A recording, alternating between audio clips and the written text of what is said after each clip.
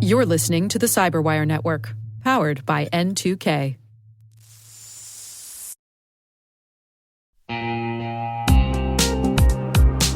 If securing your network feels harder than it should be, you're not imagining it. Modern businesses need strong protection, but they don't always have the time, staff, or patience for complex setups. That's where NordLayer comes in. NordLayer is a toggle-ready network security platform built for businesses. It brings VPN, access control, and threat protection together in one place. No hardware, no complicated configuration. You can deploy it in minutes and be up and running in less than 10. It's built on zero-trust principles, so only the right people can get access to the right resources. It works across all major platforms, scales easily as your teams grow, and integrates with what you already use.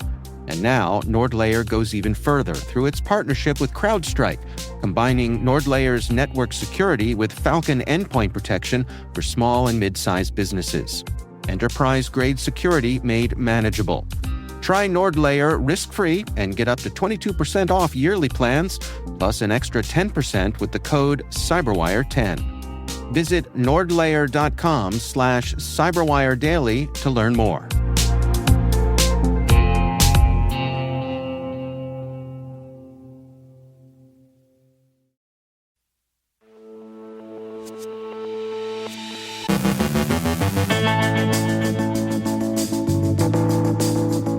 A popular chatbot exposes millions of private user messages. The White House rescinds Biden-era federal software security guidance. A senior Secret Service official urges more scrutiny of domain registration. The president's NSA pick champions Section 702. France looks to reduce reliance on U.S. digital infrastructure. CISA shares guidance on insider threats. Hugging Face infrastructure was abused to distribute an Android rat. Ivanti discloses a pair of critical 0 days. Popular dating sites suffer a data breach. Our guest is Tim Starks from CyberScoop, discussing how the U.S. looks to push its view of AI cybersecurity standards to the rest of the world. And the Nobel Committee blames hackers for a spoiler alert.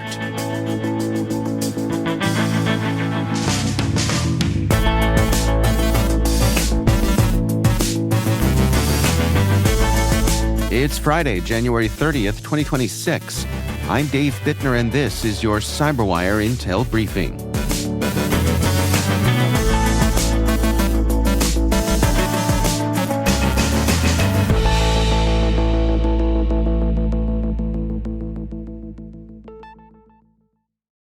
Thanks for joining us here today. It's great to have you with us.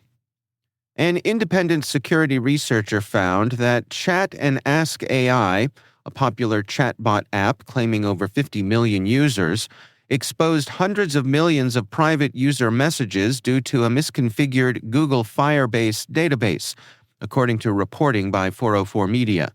The exposed data included highly sensitive chats, such as questions about suicide, drug manufacturing, and hacking, along with full conversation histories, timestamps, and model settings. The researcher accessed roughly 300 million messages tied to more than 25 million users. Chat and Ask AI, developed by Turkish firm Codeway, uses large language models from multiple providers. Codeway fixed the issue within hours of disclosure. Researchers note that Firebase misconfigurations are a long-standing, widespread problem affecting many mobile apps and continue to expose user data at scale. The White House has rescinded Biden-era federal software security guidance, calling it unproven and overly burdensome. In a new memo, the Office of Management and Budget revoked prior requirements for standardized secure software development practices and shifted responsibility to individual agency heads. Agencies must now tailor software and hardware security policies to their missions and risk profiles. While no longer mandatory, tools like software bills of materials may still be used, and the guidance expands focus to hardware supply chain risks through hardware bills of materials. A senior United States Secret Service official warned that weaknesses in the Internet's domain registration system are being widely exploited by criminals but receive too little attention. Speaking at a policy forum, Matt Noyes said registrars routinely allow bulk registration of deceptive domain names used in phishing and fraud. He argued the problem stems from Internet governance, particularly how Internet Assigned Numbers Authority operates, noting that domain registrations lack meaningful identity or trademark validation. As a result, companies like Microsoft and Google are forced into reactive court-ordered takedowns. Noyes said that major Internet firms could act more proactively by limiting ads, search results, or infrastructure tied to concentrated abuse. He also highlighted business email compromise as another systemic trust failure, noting that email identity is routinely assumed but rarely verified. President Donald Trump's nominee to lead the National Security Agency, Army Lieutenant General Joshua Rudd, strongly defended Section 702 of the Foreign Intelligence Surveillance Act during a Senate hearing, calling it indispensable to national security and life-saving operations. Section 702 allows U.S. agencies to collect foreign intelligence from U.S. tech companies, but can also sweep up Americans' communications without warrants. The authority expires April 19th with no renewal bill yet introduced. Rudd's stance could conflict with Trump and Tulsi Gabbard, both past critics of the program. Senators questioned warrant requirements and civil liberties protections, while committees moved Rudd's nomination forward, positioning him for confirmation before the NSA's acting chief retires. France is moving to reduce reliance on U.S. digital infrastructure by replacing American video conferencing tools with a government-built alternative. French Defense Minister Sébastien Lecornu announced that officials will transition from platforms like Zoom and Microsoft Teams to a new French application called Visio by year's end. The government said non-European tools pose cybersecurity and data control risks and framed the shift as a step toward digital sovereignty. Visio is hosted by French cloud provider Outscale and uses AI features from domestic firms. The move follows similar efforts across Europe to localize messaging, productivity, and AI tools amid growing concerns about strategic dependence on U.S. technology, especially after renewed tensions in transatlantic relations. The Cybersecurity and Infrastructure Security Agency is urging critical infrastructure organizations and state, local, tribal, and territorial governments to take stronger action against insider threats. To support that effort, CISA released a new infographic titled Assembling a Multidisciplinary Insider Threat Management Team, offering practical guidance to help organizations prevent, detect, and mitigate insider risks. CISA emphasized that insider threats include both malicious actions and unintentional mistakes, each capable of causing serious operational and reputational harm. Acting Director Madhu Gadamukala said insider threats remain among the most serious security challenges because they erode trust and disrupt critical operations. Infrastructure Security Executive Steve Kasapula added that mature insider threat programs improve resilience and called on organizations to build cross-functional teams and foster a culture where employees feel empowered to report concerns. Researchers at Bitdefender report that Hugging Face infrastructure was abused to distribute an Android remote access Trojan. The campaign used a fake security app called Trust Bastion, delivered via ads, which acted as a dropper and downloaded malicious payloads from Hugging Face repositories. The malware requested extensive permissions, enabling full device control, screen capture, and credential theft while impersonating financial services. Although the original repository was removed, the operation resurfaced under a different app name before Hugging Face took down the datasets. Ivanti disclosed two critical zero-day vulnerabilities in Ivanti Endpoint Manager Mobile, both rated CVSS 9.8 and already exploited in the wild. The flaws allow unauthenticated remote code execution, potentially exposing sensitive administrator, user, and mobile device data, including credentials and location information. Ivanti released temporary RPM hotfixes for affected versions and urged customers to apply them immediately, noting the fixes must be reapplied after upgrades. Permanent fixes are expected in upcoming versions. CISA added the vulnerability to its known exploited vulnerabilities catalog, requiring U.S. federal agencies to remediate or stop using affected systems by February 1st. Match Group, owner of dating platforms including Tinder, Hinge, Match.com, and OkCupid, confirmed a cybersecurity incident after the Shiny Hunters gang leaked data allegedly tied to 10 million users. Match Group said attackers accessed a limited amount of user data and that there's no evidence login credentials, financial information, or private messages were compromised. According to reporting by Bleeping Computer, the breach stemmed from a social engineering attack that compromised an Okta single sign-on account, granting access to marketing analytics and cloud storage systems. Match Group said it contained the intrusion quickly, is notifying affected users, and continues to investigate with external experts.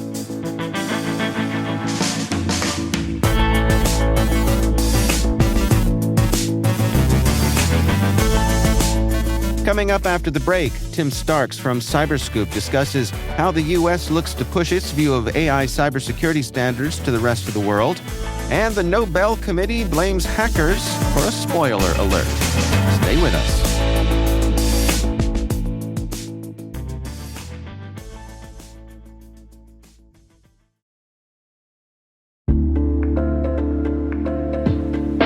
What's your 2 a.m. security worry? Is it, do I have the right controls in place?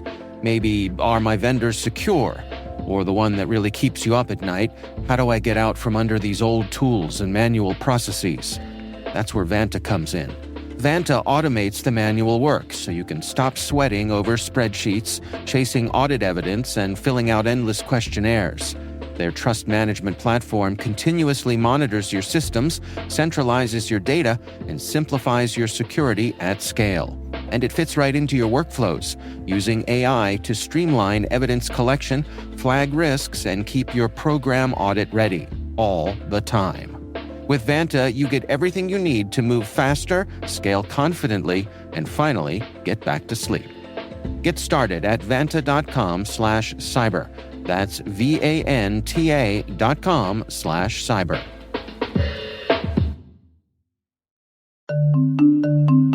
When it comes to mobile application security, good enough is a risk.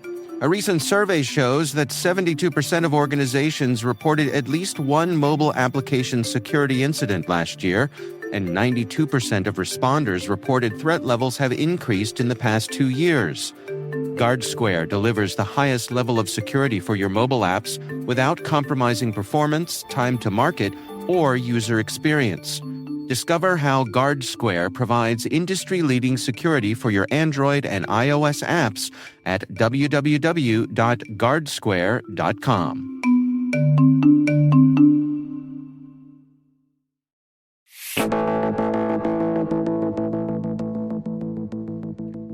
It is always my treat to welcome back to the show Tim Starks. He is a senior reporter at CyberScoop. Tim, welcome back. It's my treat as well. So, a couple of stories that you have published here recently. In fact, this one is we touched on earlier today in today's CyberWire news brief, and this is about some comments that a senior Secret Service official made yesterday about some holes in security that has caught his eye. What's going on here, Tim? Yeah, he talked about a couple, but one that was pretty interesting. He said, "We don't talk about this in polite company." So that's always appealing if you're a reporter, right? You hear that, you lean in. You say that, you go, "Oh, what's this? You know, some tea mat noise." Right. Anyway, he talked about something that I don't hear discussed that much. Certainly, I hear it discussed, but I don't hear it discussed that often, and not at this level of alarm. Essentially, he's saying that the way domains are registered is a very big vulnerability. If you look at the number of phishing attacks that rely on fake URLs, he says this process is not working. You might recall this was something that used to be under pretty much exclusive United States authority, Internet Assigned Numbers Authority, or IANA. And it's been about a decade since we handed it off. But interestingly, Matt, with the Secret Service had made the point that U.S. tech companies could do something about this. Well, he pointed out the issue. Did he offer up solutions? He basically said, "Tech companies, you can fix this." Okay. certainly right now, one of the things that happens is, there are tech companies that are doing something about it, but it's more on the back end, to use his words. You've seen things like Google and Microsoft going to the courts and getting takedowns of domains, right? Which is it's more of a setback for the organizations, and maybe sometimes it's a bad setback, but it doesn't stop the practice. To use his exact words, I'm just reading what he said. The major internet players in the U.S., they could change the nature of the internet and change the governance of that to clean that up when there's a heavy concentration of abuse and fraud. But he didn't go into any further detail about how they could do that. Do you feel like, well, let me rephrase that and say that I feel that there is a sense of resignation when it comes to this sort of thing, that we've been operating this way for so long that it'd be hard to turn this battleship? Yeah. It's one of the, it goes back to the thing that you hear said in cybersecurity a lot, which is the internet wasn't built for security. There may be things that can be done about this, but we're talking about internet governance. We're talking about how the internet works even. So maybe it's not such a simple solution.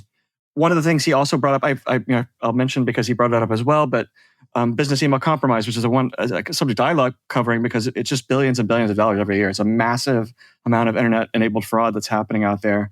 Another situation where it's just the setup. He said we're too set up to trust emails that we get. That leads to this kind of implicit trust that you have, and the system isn't designed to handle that. So he is talking about some big picture things that would probably be hard to fix. Yeah. I wonder, too, it strikes me that at this exact moment, our global influence, I think it's fair to say, is waning when it comes to setting policy for the rest of the world. And whether or not that's a valley that may rise up on the other side, or if this is the shape of things to come for the foreseeable future, who knows? But it sort of ties into another story that you published about the U.S. looking to be the leader when it comes to global policy for AI. Yeah, that's a really interesting contrast you draw, because if you look at some other things we've written about in recent weeks, we've seen the administration pull out of a number of international organizations on cyber, or that at least have some amount of cyber involved in what they're doing. So it's interesting that on one hand, you have a top Secret Service official saying that internet governance isn't working. And then on the other hand, you have an official from the Office of the National Cyber Director, Alexander Seymour, saying we need to launch a diplomatic effort essentially to make it so that AI standards on cybersecurity are that the rest of the world are using our version. And there has been some work to that extent during this administration, despite how much the Trump administration is pulling back internationally. It's definitely interesting that they're saying on this, we want to see the U.S. be more of a leader. I think what maybe is the difference is that it's part of, if you listen to her remarks in full, it's part of a talk about the U.S. AI tech stack, if you will, right? The phrase that I think it's a little jargony that I don't like using, but I'm quoting her, just essentially trying to push American AI. This administration clearly thinks that it's an economic inroad for the United States to have some more sustained dominance. So I think that might be the difference. Use our standards on this. We're pulling out of all these other cyber ops things, but use our standards on this because, by the way, we might make a little money on it if we do that. Well, again, looking back to today's rundown of our CyberWire news, we had a story about France dialing back their use of U.S. Video conferencing technology. They're bringing it in-house. And I think we're seeing, day after day, we're seeing these reports where governments around the world are saying, we don't want to be so reliant on the U.S. these days. Exactly. And, we talk about intelligence sharing between allied nations, even about other countries being more reluctant to share intelligence with us. And in cyberspace, that's huge. If if countries start pulling back from sharing intelligence with the United States on cyber issues, that's a big, force multiplier would be the opposite, a force divider. Mm-hmm. It would reduce the amount of capabilities we have to defend against cyber attacks. If not us, who? In other words, if the rest of the world says we can't rely on the United States for the leadership that we've always provided when it comes to tech and cyber, does that put China in the driver's seat? What do you think? That's always the risk, certainly, especially when it comes to cyberspace issues. I think there have been some efforts, like we're just sticking with the subject of AI. Last spring, there was an EU-oriented AI action plan. So I think that we might see a more fractured, regionalized kind of way to approach cybersecurity and cybersecurity issues. But when there's a power void and there's one country that is bigger than all the others, literally, in every way, why wouldn't they see that as an opportunity? I think the issue for China, of course, is that there's a big body of evidence. And I'm not saying that the United States has been perfect prior to this administration either, but there's a big body of evidence that China has been a very bad actor in cyberspace. Mm-hmm. So there's a chance that they won't be able to make the kind of inroads that they would otherwise be able to make. But during the times of 5G and Huawei and all those, you go back just even a couple of years, there was a big effort to make America a dominant force in all these areas. But other countries were tempted to enlist with Huawei and China because of prices and because of costs and because of intelligence risks. It might seem like an act of desperation if countries were to turn to China, but it's happened before, and I don't see why it couldn't potentially happen again. Yeah. All right. Well, time will tell, right? You love that saying. Yes, time will definitely tell. All right. Tim Starks, senior reporter at CyberScoop. Tim, thanks so much for joining us.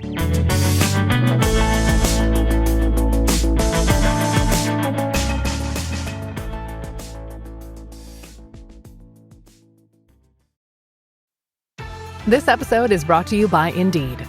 Stop waiting around for the perfect candidate. Instead, use Indeed sponsored jobs to find the right people with the right skills fast. It's a simple way to make sure your listing is the first candidates see.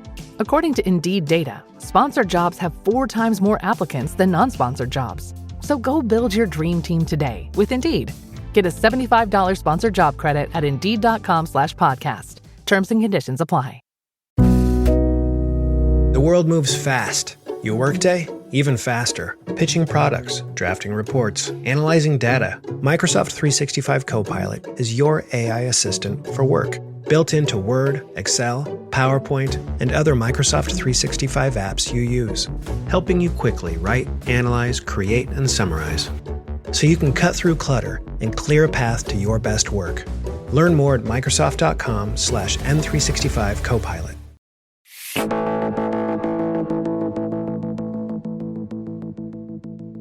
And finally, the Norwegian Nobel Institute says a cyber intrusion is the most likely culprit behind last year's premature leak of Peace Prize winner Maria Corina Machado.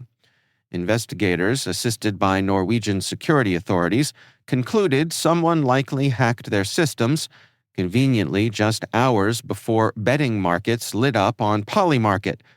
An internal leak, the Institute insists, was thoroughly examined and politely ruled out. The episode drew extra attention to an already politicized prize, thanks in part to Donald Trump, who publicly argued he deserved the honor and later accepted Machado's medal anyway, a plot twist few had on their bingo card.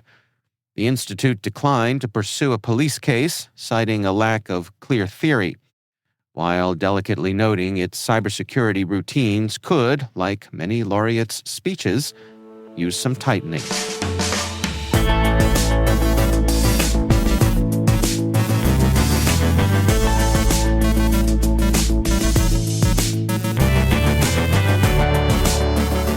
And that's the CyberWire. For links to all of today's stories, check out our daily briefing at thecyberwire.com. Be sure to check out this weekend's Research Saturday and my conversation with University of New Mexico security researcher Mohammed Danish about the push for frictionless user experiences and how that's led many services to rely on SMS-delivered single-click URLs. That's Research Saturday. Check it out. We'd love to know what you think of this podcast. Your feedback ensures we deliver the insights that keep you a step ahead in the rapidly changing world of cybersecurity.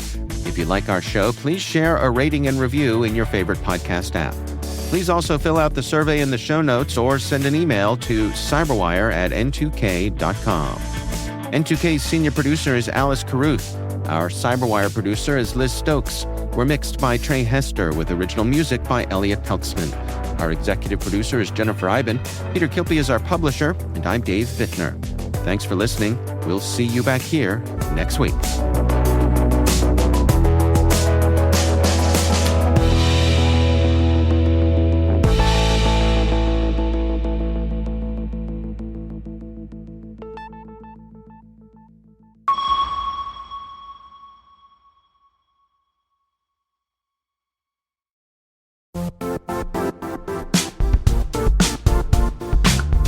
If you only attend one cybersecurity conference this year, make it RSAC 2026.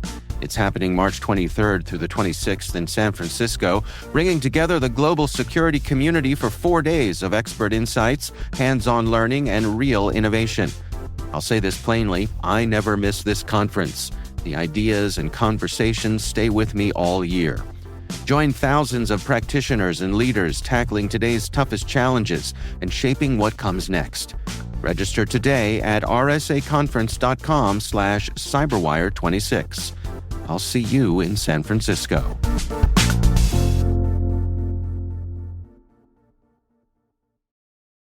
Starting a business can seem like a daunting task, unless you have a partner like Shopify. They have the tools you need to start and grow your business. From designing a website to marketing to selling and beyond, Shopify can help with everything you need. There's a reason millions of companies like Mattel, Heinz, and Allbirds continue to trust and use them. With Shopify on your side, turn your big business idea into... Sign up for your $1 per month trial at shopify.com/special offer.